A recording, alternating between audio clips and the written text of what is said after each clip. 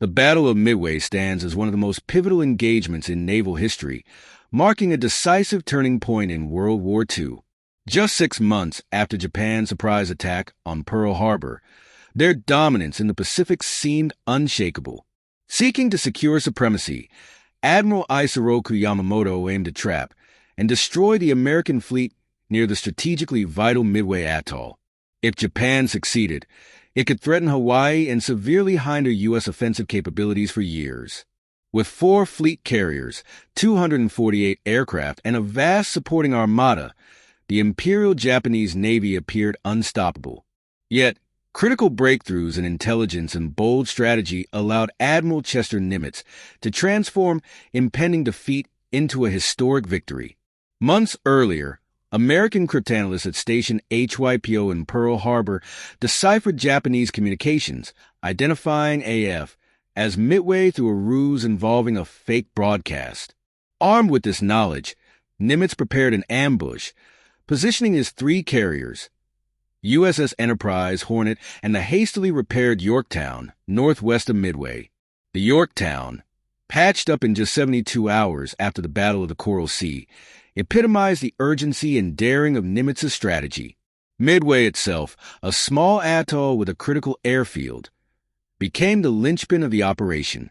Fortified with B-17 bombers, PBY Catalinas, and Marine fighters, it served as both bait and a key defensive outpost. On June 3, 1942, Japanese scout planes signaled the start of the offensive, launching waves of aircraft to attack the atoll. Despite significant damage, Midway's defenses remained operational, preparing for a counterstrike. Japanese confidence, led by Vice Admiral Chuchi Nagumo, bordered on overconfidence. Believing American forces incapable of resistance, Nagumo launched an initial wave of 108 aircraft while scouting for U.S. ships. The absence of immediate sightings led him to prepare for a second strike on Midway. However, a late report at 7:28 a.m. revealed an American carrier group to the northeast, plunging Nagumo's plans into disarray as he scrambled to rearm his planes for a counterattack. Meanwhile, American bombers from Midway launched waves of assaults on the Japanese fleet. Though they faced heavy resistance and inflicted minimal damage, these attacks disrupted Japanese operations and set the stage for decisive American strikes.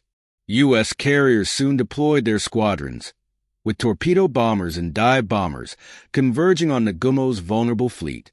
The morning's attacks highlighted the bravery and resolve of the American pilots, whose precision and timing turned the tide of battle. As the first shots of Midway resounded across the Pacific, the stakes became clear. A victory here would redefine the balance of power in the Pacific, reshaping the trajectory of the war. In 1942, the Imperial Japanese Navy aimed to expand its Greater East Asia co-prosperity sphere and cement its dominance in the Pacific. Admiral Isoroku Yamamoto, architect of the Pearl Harbor attack, identified Midway as a strategic target to eliminate the United States as a major threat. Success at Midway would grant Japan control over a vital outpost, providing a launch pad for potential invasions of Hawaii and the U.S. West Coast. This plan, codenamed Operation MI, aimed to lure American carriers into a trap and destroy them, securing Japan's unchallenged supremacy at sea. Midway's location, midway between Asia and North America, made it invaluable. However, Yamamoto underestimated American resilience. Despite the losses at Pearl Harbor, the United States Navy was not defeated. By May 1942, cryptanalysts at Station HYPO, led by Joseph Rockefort, cracked Japanese naval codes and confirmed Midway as the operation's target through a clever ruse.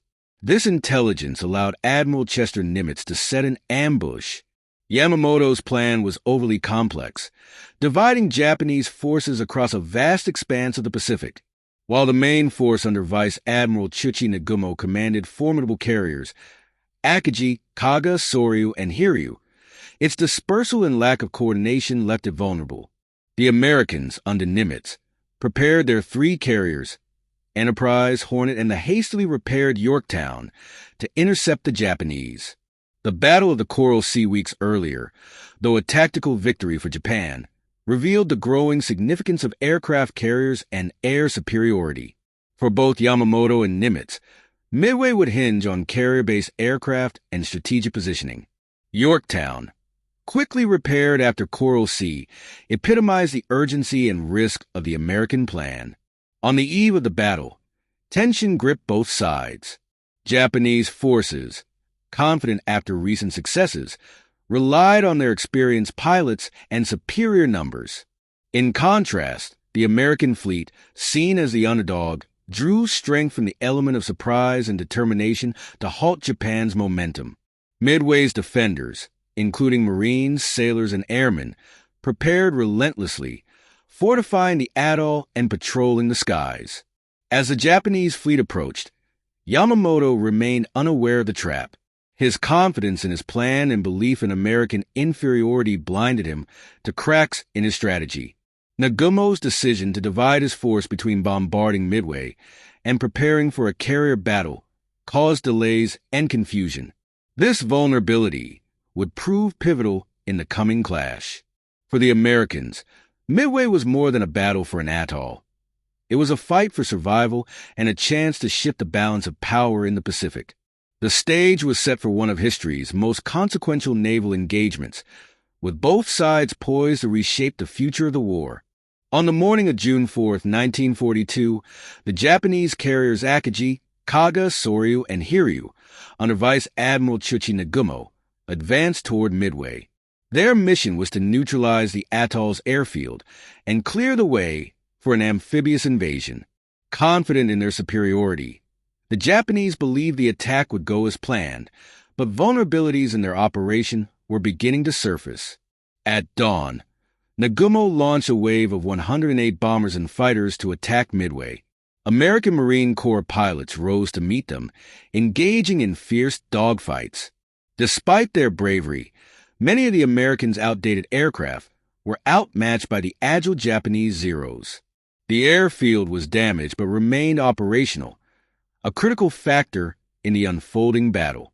Meanwhile, American reconnaissance aircraft operating from Midway tracked the Japanese fleet early that morning. This intelligence, relayed to Admiral Chester Nimitz, prompted a swift counterstrike. Recognizing the urgency, U.S. forces focused on neutralizing the Japanese carriers before they could recover and rearm their planes. Back on Nagumo's flagship, Akagi, confusion began to spread. Reconnaissance reports conflicted, delaying his decisions. When a scout finally located part of the American fleet, its vague message left Nagumo uncertain of the enemy's strength. His hesitation led to critical delays as he ordered his reserve aircraft rearmed for an anti-ship mission, creating a bottleneck that left his carriers exposed. Midway's defenders launched a series of airstrikes against the Japanese fleet. Though courageous, these early attacks were largely unsuccessful.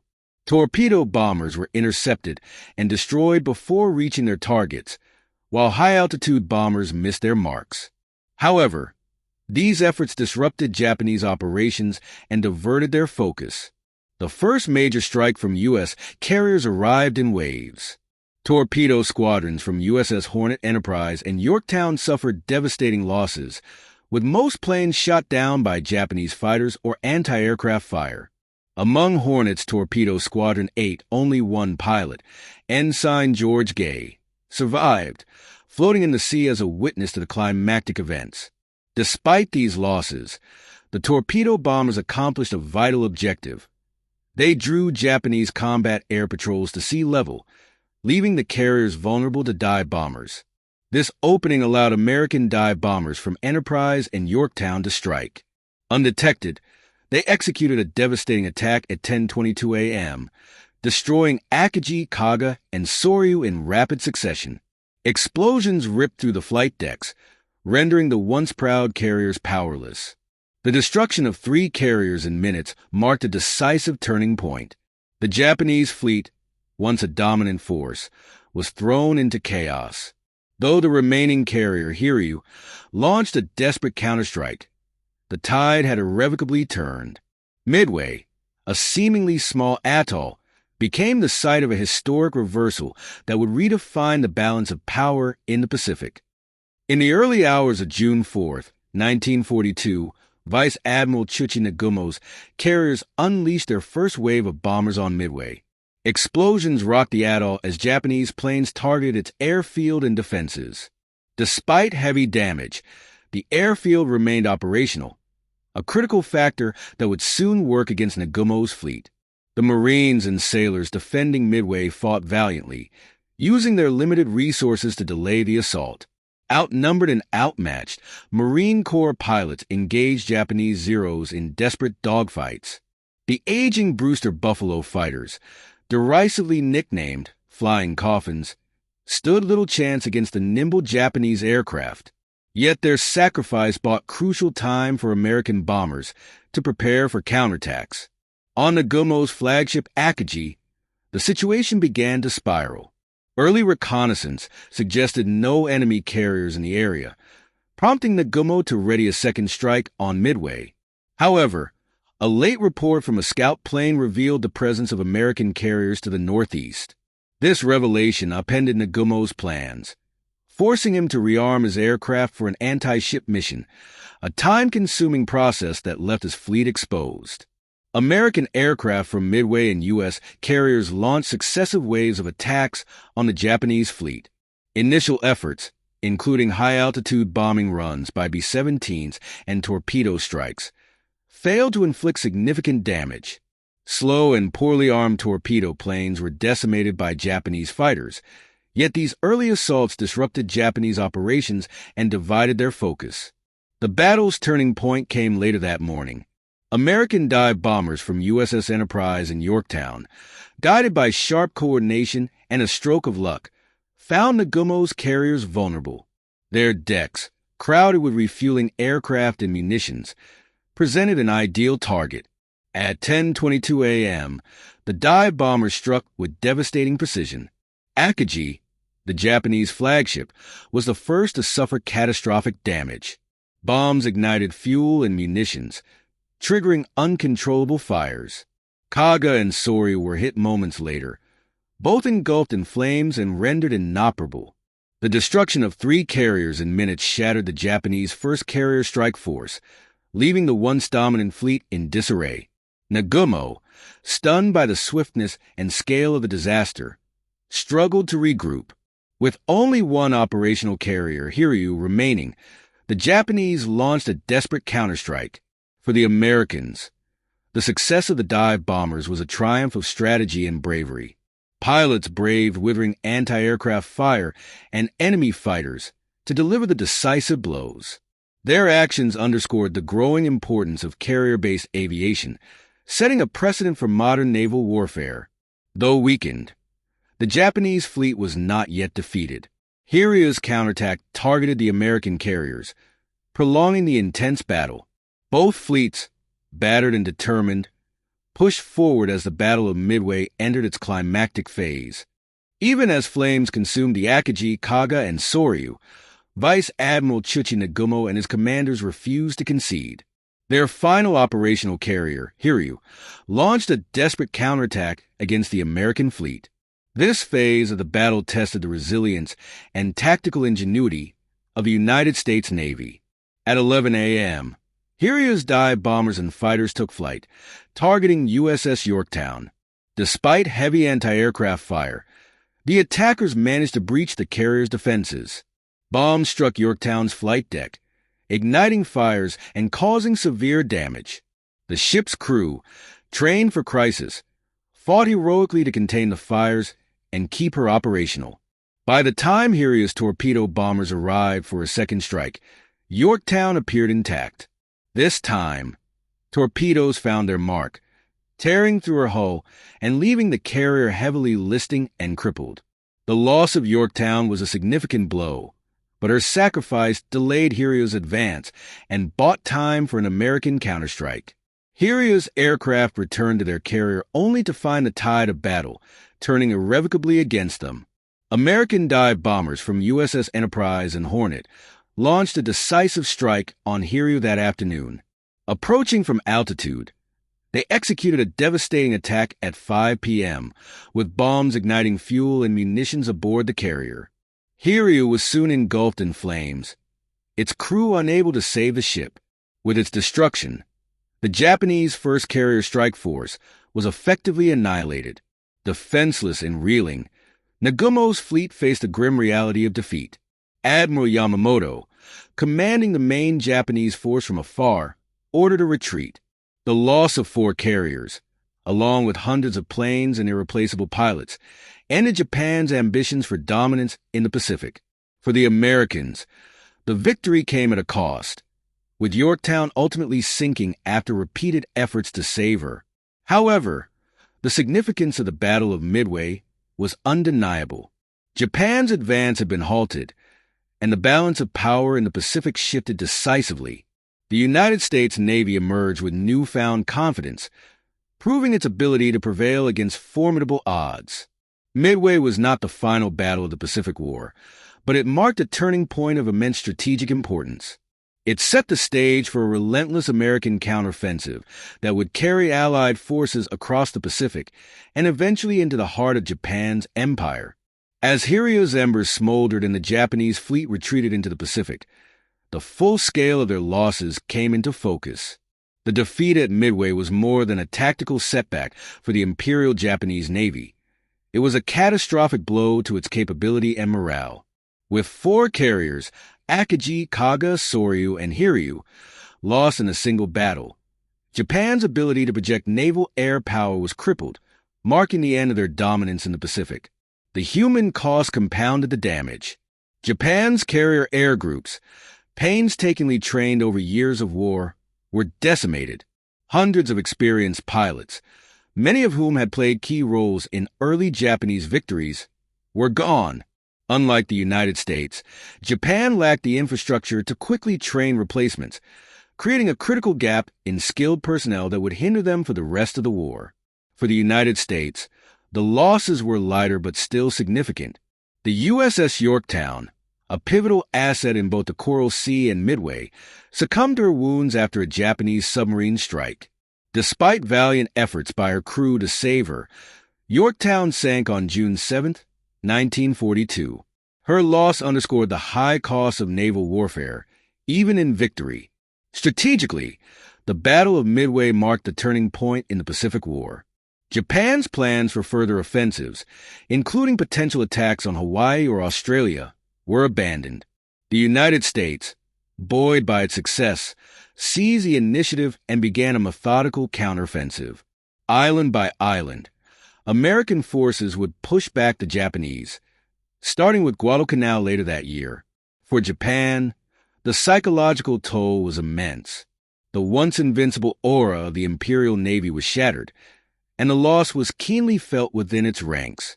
While news of the defeat was censored to maintain public morale, it sowed doubt and demoralization among military leaders, forcing them to confront the limits of their power. In contrast, the United States emerged from Midway with newfound confidence. Admiral Chester Nimitz, whose strategic foresight and reliance on intelligence had paved the way for victory, became a symbol of resilience and ingenuity. The battle underscored the critical value of intelligence, communication, and preparation in modern warfare. Midway's significance extended beyond the immediate battle. It marked a shift from defense to offense for the Allies, enabling the United States to capitalize on its growing strength. Over the following years, American forces advanced relentlessly, bringing the war closer to Japan's shores and laying the groundwork for ultimate victory. The lessons of Midway resonated deeply. For Japan, it highlighted the dangers of overextension and complacency. For the United States, it validated the power of preparation, innovation, and the unyielding spirit of its forces. More than just a battle, Midway was a turning point that redefined the course of history in the Pacific. The outcome of the Battle of Midway resonated across the Pacific and in the leadership corridors of both Washington and Tokyo. For the United States, it was a monumental victory, demonstrating the strength and ingenuity of its forces. For Japan, it was a devastating defeat, foreshadowing the struggles that lay ahead. The losses suffered by Japan were unprecedented. For carriers, Akagi, Kaga, Soryu, and Hiryu were destroyed, along with nearly 250 aircraft and a large portion of Japan's elite pilots and aircrew. These carriers, pivotal to Japan's offensive strategy, had spearheaded operations from Pearl Harbor to the Indian Ocean. Their destruction crippled Japan's ability to conduct large-scale naval air operations, marking the end of its dominance in the Pacific. Equally damaging was the loss of experienced aviators, whose expertise was irreplaceable. Japan's training programs, geared toward producing elite pilots, were too rigid and slow to replenish these losses. In contrast, the United States rapidly expanded its training infrastructure, producing a new generation of pilots who would dominate the skies in the latter years of the war. For the United States, Midway was a turning point. The strategic advantage gained outweighed the loss of USS Yorktown. This victory allowed the U.S. Navy to seize the initiative, shifting from defense to offense. The island-hopping campaign, which began shortly after Midway, would carry American forces across the Pacific and ultimately to Japan's doorstep. The psychological impact of Midway was profound. In the United States, it bolstered morale and reinforced public confidence in the war effort. The victory was widely celebrated, with Admiral Chester Nimitz and his team praised for their leadership and strategic vision. For Japan, however, the defeat shattered the aura of invincibility surrounding its navy. While the extent of the loss was concealed from the public, within military circles it sowed doubt and deepened divisions among leaders.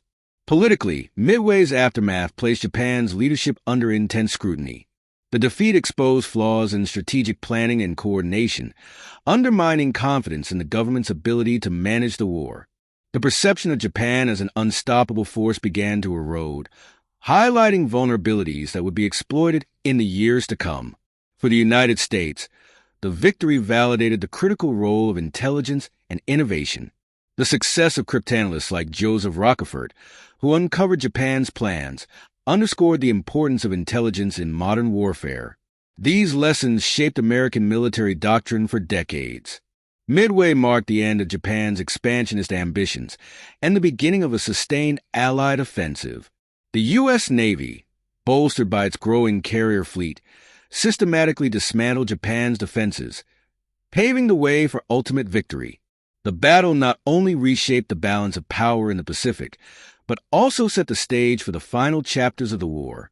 The Battle of Midway is as much a story of individual heroism and sacrifice as it is a strategic victory. Among the most poignant accounts is that of Torpedo Squadron 8 VT-8 from USS Hornet. On June 4, 1942, the squadron launched without fighter escort, driven by the urgency of the mission and limited resources. Their outdated TBD Devastator torpedo bombers faced overwhelming odds, flying directly into the heart of the Japanese fleet through relentless anti-aircraft fire and swarming Zeros. Of the 15 planes in the squadron, all but one were shot down. Ensign George Gay, the sole survivor, floated for hours in the open ocean, observing the battle unfold around him. Despite his injuries, he provided valuable intelligence on the Japanese fleet's movements, a testament to the courage and determination of his fallen comrades. Their sacrifice became a symbol of the resolve that defined the battle. While VT-8 suffered devastating losses, American dive bombers achieved decisive results. Pilots like Lieutenant Commander Clarence Wade McCluskey, Jr. from USS Enterprise exemplified the critical role of leadership and instinct. McCluskey's decision to alter his squadron's search path led them directly to the Japanese carriers, delivering the strikes that turned the tide of the battle. Intelligence played an equally vital role. The cryptanalysts at Station HYPO, led by Joseph Rockefeller, had deciphered key elements of the Japanese Navy's JN-25 code, uncovering Midway as the target of their operation. This critical breakthrough enabled the U.S. Navy to prepare an ambush, showcasing the indispensable value of coordination and foresight in modern warfare. For the Japanese, the battle's toll was deeply personal and irrevocable. The loss of experienced aviators, many of whom had contributed to Japan's early successes, created a void in the Imperial Navy's air capabilities that could not be filled. These irreplaceable losses profoundly impacted Japan's ability to sustain its offensive momentum. The psychological effects of Midway were felt on both sides. For the Americans, the victory reinforced their resilience and ingenuity, bolstering morale and strengthening their commitment to the war effort. For Japan, the defeat shattered the myth of naval invincibility, introducing doubt and marking the first significant blow to its expansionist ambitions. This turning point set the stage for the grueling campaigns that would follow. Midway was not merely a battle of machines and strategy, but a testament to the courage, intelligence, and determination of those who fought it. The sacrifices made in the skies and on the seas laid the foundation for the Allied triumph in the Pacific, turning the tide of war and reshaping the course of history. The Battle of Midway was a watershed moment that reshaped both the Pacific War and the evolution of naval warfare. It cemented the aircraft carrier as the dominant force in modern fleets, relegating battleships to a secondary role. The conflict highlighted the critical importance of air power in strategic planning, setting a new standard for future engagements. For the United States, Midway showcased the strategic value of intelligence and decisive leadership. The decryption of Japan's JN-25 code allowed American commanders to anticipate the enemy's moves and prepare a well-coordinated ambush. Admiral Chester Nimitz's calculated risks underscored the importance of timely and accurate intelligence, a factor that turned potential disaster into victory. Without the cryptanalysts' efforts, the outcome could have been far different. Japan's defeat underscored the pitfalls of overconfidence and operational complexity.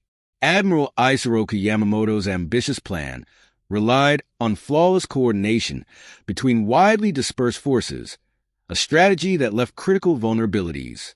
The lack of unified command and delays in decision-making allowed American forces to exploit Japan's fragmented approach, delivering decisive blows at a critical juncture. The battle also highlighted the importance of adaptability. The U.S. Navy demonstrated remarkable flexibility under pressure, adjusting tactics in real time to capitalize on fleeting opportunities. In contrast, Japan's rigid and hierarchical structure hindered its ability to respond effectively. This difference became a defining feature of the broader conflict in the Pacific. Midway provided key lessons in the evolving role of air power. The battle illustrated the effectiveness of dive bombers in delivering precision strikes, while exposing the limitations of outdated equipment like the American TBD Devastator torpedo bombers. These insights drove rapid advancements in aircraft design, such as the development of the TBF Avenger, which became a cornerstone of American air superiority. Logistical strength and industrial capacity also played a critical role. The United States' ability to quickly replace lost ships and aircraft starkly contrasted with Japan's strained resources, a disparity that grew increasingly evident as the war continued. This industrial advantage enabled the U.S. to maintain momentum and sustain prolonged campaigns. Strategically, Midway marked a turning point in the Pacific. Japan's failure to seize the atoll and destroy American carriers ended its expansion and forced it into a defensive posture. The loss of 4 carriers and their experienced crews created a void that Japan could not fill, while the United States leveraged its victory to begin a series of counteroffensives. The island-hopping strategy, which ultimately brought Allied forces to Japan's shores, was informed by the lessons of Midway. Midway's legacy extends beyond its immediate impact. It demonstrated the importance of preparation, innovation, and adaptability in modern warfare. The integration of intelligence, logistics, and air power proved to be decisive, shaping American military doctrine for decades to come. This battle, more than any other in the Pacific, exemplified the principles of strategic foresight and resilience that define Allied success. Decades after the Pacific's waters calmed from the storm of war, the Battle of Midway endures as a pivotal chapter in history.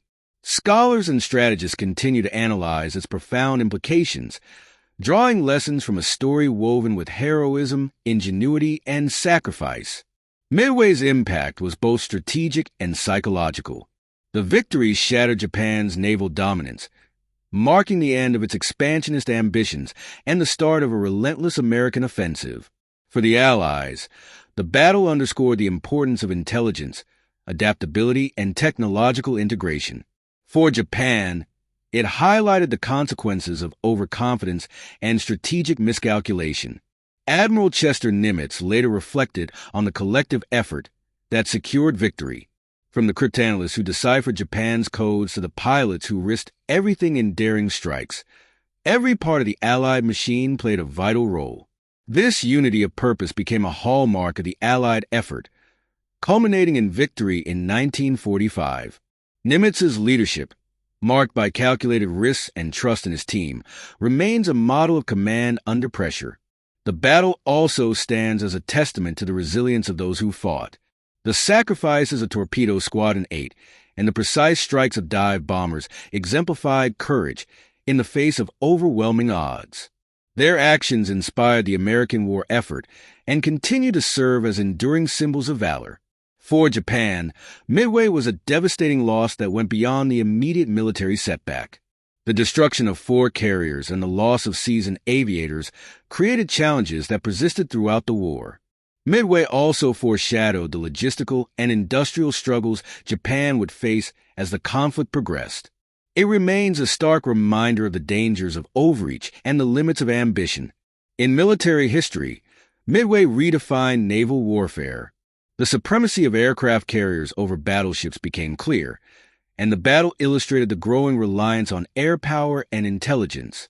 These principles paved the way for the networked and technology-driven strategies of modern militaries, which now utilize satellites, drones, and advanced surveillance tools, all building on lessons first demonstrated at Midway. The symbolic value of Midway is just as enduring. It represents the triumph of determination and ingenuity over seemingly insurmountable odds, highlighting the collective power of individuals united by a common purpose. Today, the atoll, preserved as a national monument, stands as a silent testament to the courage and sacrifice of those who fought there. Ultimately, the Battle of Midway is a human story of extraordinary bravery, resilience, and strategic foresight. It reminds us that even in the darkest hours, courage and unity can overcome adversity.